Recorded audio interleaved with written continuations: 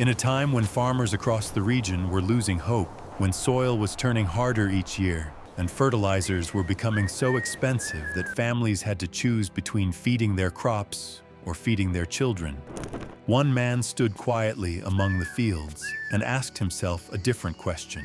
What if the solution wasn't something new, but something everyone had ignored? Most people saw farm waste, piles of leaves, heaps of dry husks, rotting vegetables, cow dung that smelled too strong to go near, and kitchen scraps no one wanted. To everyone else, this was garbage, something to burn, something to throw away, something to forget. But to him, it was a treasure waiting to be understood. He started with curiosity, a curiosity so simple that most people would have dismissed it. Why does forest soil stay fertile without chemicals? Why do earthworms thrive beneath dead leaves? Why does nature repair itself without asking for anything in return? This curiosity turned into a passion, and that passion turned into a mission. He began collecting every possible piece of organic matter he could find. Fallen leaves, straw, cow dung, fruit peels, vegetable scraps, and even the waste others dumped along the roadside. He studied decomposition like a student studies for an exam. He observed how microorganisms broke down waste, how heat built inside a compost pile, how earthworms transformed dead matter into life-giving humus. His first compost pit was nothing more than a shallow trench covered with straw. No one believed it would work, some even laughed. But when the first batch of rich, dark compost emerged, soft, earthy, and full of life, even he was shocked.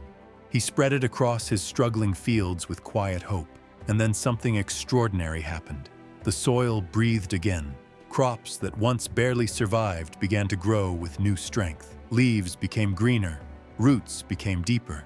Water held longer in the soil. The land he once feared losing began to heal itself. He wasn't just growing crops anymore. He was reviving an entire ecosystem from beneath the ground. Farmers in nearby villages noticed the change. They saw his field turning greener while theirs continued to weaken. They approached him with curiosity at first, then with urgency. They wanted to know the secret behind his reviving crops. The answer was simple. Nature nourishes what nourishes nature. He shared small bags of compost with them. Soon they returned, amazed by the transformation in their own fields. Word spread quickly across villages, and with every new request, he realized something powerful. This wasn't just farming, this was opportunity. To meet demand, he expanded into vermicomposting. He raised earthworms like livestock, knowing each worm was a tiny farmer working underground. His compost quality improved dramatically. Farmers loved it. Demand multiplied. He started creating organic fertilizer blends, adding micronutrients that crops desperately needed but had been missing for years. He developed fermented plant solutions, liquid manure, and bio-enzymes that rejuvenated even the poorest soil. Within a short time, what began as a small compost pit grew into a full-scale natural farming enterprise, but his vision stretched further than just products. Knowledge, he realized, was more valuable than compost itself. So he began teaching. He held workshops in village courtyards. He visited farms miles away. He trained farmers on how to convert waste into wealth using simple techniques. Hundreds attended his sessions. Thousands followed his methods. Entire communities began shifting from chemical dependence to natural farming. Soon, city councils reached out to him. Markets, supermarkets, and vegetable vendors were throwing away tons of organic waste daily. Waste that polluted cities, clogged drains, and created health hazards. He saw potential where others saw disposal problems. He proposed a waste-to-wealth model: collect the waste, compost it, and return it to the soil. His plan worked.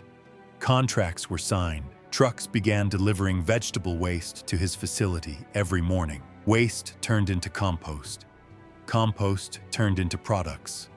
Products turned into income. And income turned into impact. His company expanded. He employed local youth. He supported village women by training them in small-scale composting. He donated compost to schools to start their own gardens. He created a network of farmers who grew healthy food without poisoning the earth. From a single compost pit, he built a multi-million rupee organic input empire that supplied thousands of farmers. His journey wasn't just a business story, it was a soil story, the revival of land, livelihoods, and lives.